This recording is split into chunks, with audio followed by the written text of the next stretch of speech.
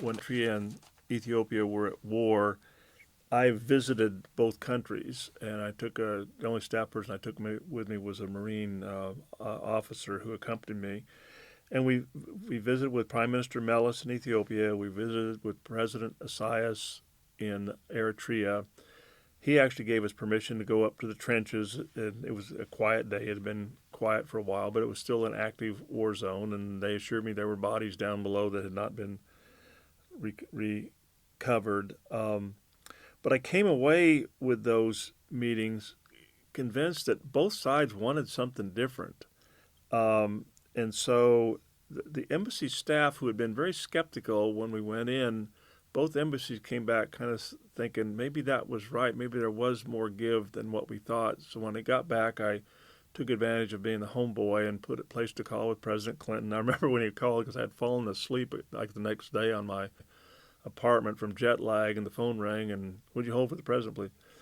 So I made the case to President Clinton that I was convinced that there might be an opportunity to try to end this war, and he expressed they were pretty frustrated with it, but he said he would try, and he said Tony Lake was his guy. He said I'll have Tony give you a call, and Tony Lake called, and we talked about it.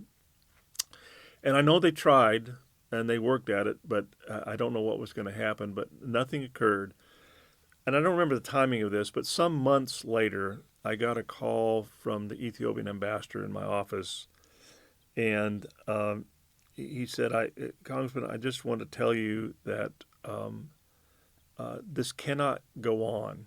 Something has to change. We just can't be like this. It has got to change."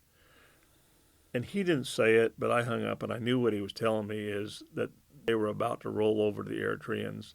So I placed a call back to Tony Lake, and I said, I think they're using me as one of the conduits here to give you the word that this is not going to go well. And I think Tony tried some more, and the administration tried some more. But I forget the timing of it. But it wasn't long after that before the Eritreans just rolled over. I'm sorry, the Ethiopians just rolled over. They're a much bigger country, and they just rolled over the Ethiopians. But I use that as an example.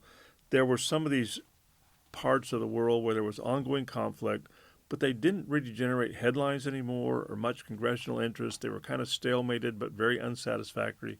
And my staff and we took an interest in those and poked and prodded a little bit to help things along the way the best we could. But obviously they continue to be difficult areas.